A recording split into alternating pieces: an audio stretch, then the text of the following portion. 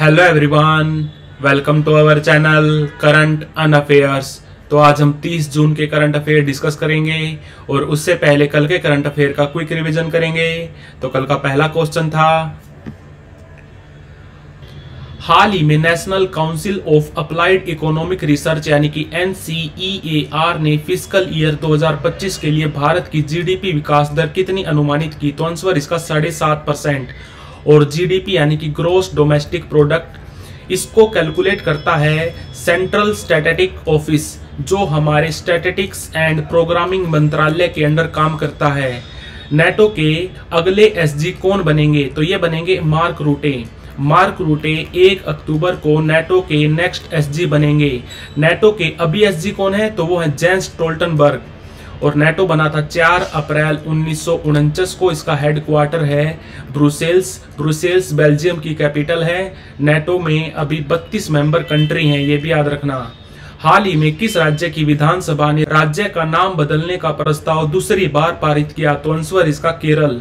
केरल के अभी सीएम है पिनरई विजयन और यहाँ पर अभी राज्यपाल हैं आरिफ मोहम्मद खान।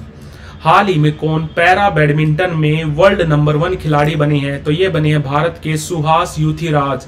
और बात करें अगर बैडमिंटन वर्ल्ड फेडरेशन की, जो बना था 1934 में, इसका हेडक्वार्टर है कुआलालंपुर में। हाल ही में टोक्यो विश्वविद्यालय ने दुनिया की सबसे ऊंची वेधशाला कहाँ स्थापित की? तो आंसर इसका चिली। चिली की कैपिटल है सैंटियागो। और भारत में टोटल 8 वेधशालाएं हैं। भारत में टोटल 8 ऑब्जर्वेटरी हैं। और भारत की सबसे ऊंची ऑब्जर्वेटरी है हेनले ऑब्जर्वेटरी, जो है लद्दाख में। 2026 में AFC विमेन कप की मेजबानी कौन सा देश करेगा? तो ये करेगा ऑस्ट्रेलिया। और 2029 में करेगा उज्बेकिस्तान। AFC यानी कि एशियन फुटबॉल कन्फेडरेशन, इसका हेडक्वार्टर है कुआलालंपुर में। हाल ही में IIT मद्रास और किस संगीतकार ने संगीत अनुसंधान केंद्र की स्थापना की? तो आंसर इसका इलैयाराजा। इलैयाराजा साउथ इंडिया के बहुत बड़े म्यूजिशियन हैं और संगीत अनुसंधान केंद्र की स्थापना की गई है IIT मद्रास में। और IIT मद्रास भारत का पहला IIT था जिसने विदेश में कैंपस खोला था। हाल ही में कौन सा देश अंतरराष्ट्रीय सौर गठबंधन का 100वां मेंबर कंट्री बना? तो आंसर इसका पैराग्वे। इंटरनेशनल सोलर अलायंस ये बना था 30 नवंबर 2015 को। इसका हेडक्वार्टर है गुरुग्राम में और इसके डीजी हैं अजय माथुर। विश्व सूक्ष्म लघु और मध्यम उद्योग दिवस कब मनाया गया? तो ये मनाया जाता है 27 जून को। 27 जून को। और भारत के MSME मंत्री कौन है? तो वो हैं जीतन राम मांझी। इनकी पार्टी है हम, हिंदुस्तानी अवामी मोर्चा। तो बढ़ते हैं आज की वीडियो की तरफ। आज का पहला क्वेश्चन है, हाल ही में किसे 12वां विश्व हिंदी सम्मान दिया गया? तो आंसर इसका डॉक्टर उषा ठाकुर। इनको ये अवार्ड पिछले साल दिया जाना था एक इवेंट में जिसका नाम था world Hindi conference. World Hindi conference यानी कि विश्व हिंदी सम्मेलन, जो पिछले साल यानी कि 2023 में 12वीं बार हुआ था। कहां पर? फिजी में। बट उस टाइम डॉक्टर उषा ठाकुर इस इवेंट को अटेंड नहीं कर पाई, तो इनको ये अवार्ड हिंदी संवाद कार्यक्रम में दिया गया। हिंदी संवाद कार्यक्रम इसको ऑर्गेनाइज किया था जो इंडियन एम्बेसी है नेपाल में, उसके द्वारा। और ये पुरस्कार दिया गया है त्रिभुवन विश्वविद्यालय में। त्रिभुवन यूनिवर्सिटी है काठमांडू में। तो आंसर इसका डॉक्टर उषा ठाकुर। हाल ही में किस जहाज निर्माण कंपनी को सस्टेनेबल गवर्नेंस चैंपियन पुरस्कार से सम्मानित किया गया? तो आंसर इसका GRSE यानी कि garden rich ship builders and engineer. ये कंपनी कब बनी थी? ये बनी थी 1884 में। हेडक्वार्टर इंपोर्टेंट है, इसका हेडक्वार्टर है कोलकाता में। और भारत के पोर्ट, शिपिंग एंड वाटरवेज मंत्री कौन है? तो दोबारा से बन गए हैं सर्बानंद सोनोवाल। सर्बानंद सोनोवाल असम राज्य के CM भी रह चुके हैं। असम में अभी CM कौन है? असम के अभी CM है हेमंता बिस्वा शर्मा। इनकी पार्टी है भारतीय जनता पार्टी।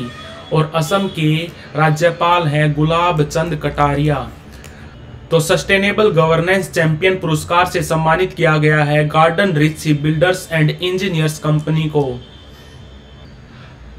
हाल ही में भारत के नए विदेश सचिव कौन बने, यानी कि फॉरेन सेक्रेटरी कौन बने? Very very important question. तो आंसर इसका विक्रम मिश्री।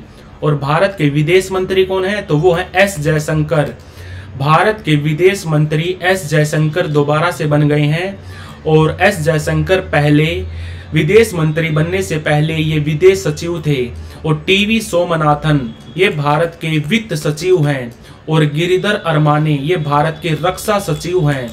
और अजय कुमार भल्ला ये हमारे गृह सचिव हैं। तो ये भी याद रखना। तो भारत के नए विदेश सचिव बने हैं विक्रम मिश्री। हाल ही में किस टाइगर रिजर्व ने उन्नत वन अग्नि सुरक्षा के लिए AI को अपनाया है? जैसा कि आपको पता है जंगलों में आग लगने की समस्या बहुत आम है, इसीलिए पेंच टाइगर रिजर्व ने आग सुरक्षा के लिए AI को अपनाया है। पेंच टाइगर रिजर्व ये 2 राज्यों में है, महाराष्ट्र और MP। महाराष्ट्र और MP। पेंच टाइगर रिजर्व ये भारत का पहला डार्क स्काई पार्क बना था अभी थोड़े दिन पहले। भारत का पहला डार्क स्काई पार्क बना था पेंच टाइगर रिजर्व। भारत में टोटल 55 टाइगर रिजर्व हो चुके हैं। 55वां टाइगर रिजर्व था धौलपुर करौली टाइगर रिजर्व, ये भी याद रखना। धौलपुर करौली टाइगर रिजर्व पहला टाइगर रिजर्व बना था 1973 में। Corbett tiger reserve, Corbett tiger reserve कहां पर है? ये है उत्तराखंड में। और हम इंटरनेशनल टाइगर डे मनाते हैं 29 जुलाई को। 29 जुलाई को। तो आंसर इसका Pench tiger reserve. Global chess league के दूसरे संस्करण का आयोजन कहां पर होगा? ग्लोबल चेस लीग ये ज्वाइंट वेंचर है फीडे और महिंद्रा टेक का। महिंद्रा टेक और फीडे का ज्वाइंट वेंचर है ग्लोबल चेस लीग। इसका पहला संस्करण हुआ था, यानी कि पहला एडिशन हुआ था दुबई में पिछले साल 2023 में, ये भी याद रखना। और इसमें टोटल 6 टीम हिस्सा लेती हैं, जिसमें दुनिया के बड़े बड़े चेस खिलाड़ी हिस्सा लेते हैं। और इस साल इसका दूसरा संस्करण होगा लंदन में। और अभी वर्ल्ड नंबर 1 खिलाड़ी कौन है? तो वो है मैग्नस कार्लसन। इनका संबंध है नॉर्वे कंट्री से।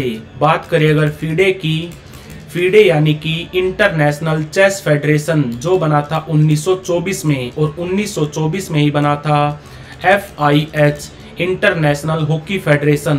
फीडे का हेडक्वार्टर है लोजेन में और FIH का भी हेडक्वार्टर है लोजेन में। तो आंसर इसका लंदन। हाल ही में कौन यूरोपियन काउंसिल के नए अध्यक्ष नियुक्त हुए? आपको बता दूं यूरोपियन यूनियन में सबसे बड़ा पद होता है प्रेसिडेंट का, जो है अभी उर्सुला वॉन डर लेयन। इनका संबंध है जर्मनी से। और दूसरा सबसे बड़ा पद होता है यूरोपियन काउंसिल के प्रेसिडेंट का। आपसे यही पूछा गया है कि यूरोपियन काउंसिल के नए प्रेसिडेंट कौन बनाए गए? तो आंसर इसका एंटोनियो कोस्टा। एंटोनियो कोस्टा पुर्तगाल कंट्री के PM भी रह चुके हैं, ये भी याद रखना। और यूरोपियन यूनियन ये कब बना था? ये बना था 1 नवंबर 1993 को। इसका हेडक्वार्टर है ब्रुसेल्स में। और बात करें अगर यूरोपियन काउंसिल की, तो ये कब बना था? ये बना तो 1974 में था, बट ये काम कर रहा है, फॉर्मली तौर पर काम कर रहा है 2009 से। और यूरोपियन काउंसिल का भी हेडक्वार्टर है ब्रुसेल्स में, ये भी याद रखना। और मार्क रूटे ये 1 अक्टूबर से नेटो के नए SG बन जाएंगे, ये भी याद रखना। हाल ही में थेल्स ग्रुप ने भारत की किस डिफेंस कंपनी के साथ मिलकर 70 mm रॉकेट बनाने के लिए समझौता किया? तो आंसर इसका अडानी डिफेंस। और ये थेल्स कंपनी ये फ्रांस की कंपनी है, इसका हेडक्वार्टर है पेरिस में। और 70 mm रॉकेट बनाने में ये वर्ल्ड लीडर है। ये अभी तक 7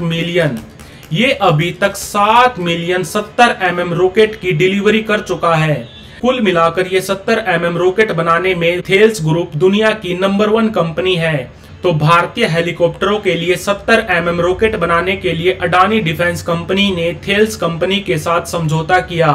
और दुनिया की सबसे बड़ी वेपन मैन्युफैक्चरर कंपनी कौन सी है? तो वो है लॉकहीड मार्टिन। इस कंपनी का नाम याद रखना, ये दुनिया की सबसे बड़ी वेपन मैन्युफैक्चरर कंपनी है जिसका नाम है लॉकहीड मार्टिन। ये कहां की कंपनी है? ये है अमेरिका की।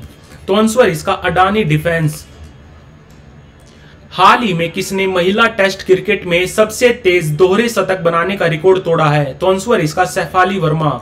शेफाली वर्मा ने साउथ अफ्रीका के खिलाफ 194 गेंदों में 200 रन बनाए। अभी जो हमारी भारत की महिला क्रिकेट टीम है उसका मैच हो रहा है साउथ अफ्रीका के साथ। भारत की महिला क्रिकेट टीम ने महिला टेस्ट क्रिकेट के इतिहास में पहली बार एक पारी में 600 रन बनाने का रिकॉर्ड बनाया है। भारत की महिला क्रिकेट टीम ने साउथ अफ्रीका के खिलाफ 603 रन बनाए। ये भी याद रखना, ये भी एक तरह का वर्ल्ड रिकॉर्ड है। और एक नाम याद रखना आपको, स्मृति मंधाना। इन्होंने अभी थोड़े दिन पहले साउथ अफ्रीका के खिलाफ ओडीआई सीरीज में 3 मैचों की सीरीज में 343 रन बनाकर विश्व रिकॉर्ड बनाया। ये भी याद रखना। और अभी अभी महिला टेस्ट क्रिकेट में सबसे तेज दोहरा शतक लगाया है शेफाली वर्मा ने। हाल ही में किसने कॉमनवेल्थ शॉर्ट स्टोरी प्राइज 2024 जीता? तो आंसर इसका संजना ठाकुर। ये मात्र 26 साल की हैं। इनका संबंध है मुंबई से और इनको ये प्राइज मिला है एक स्टोरी के लिए जिसका नाम है ऐश्वर्या राय। ऐश्वर्या राय स्टोरी का भी नाम याद रखना, ऐश्वर्या राय। तो आंसर इसका संजना ठाकुर। और दुनिया में टोटल कॉमनवेल्थ कंट्री कितने हैं? तो 56 है। ये भी याद रखना, 56। तो like, share, subscribe. Thank you for watching current and affairs.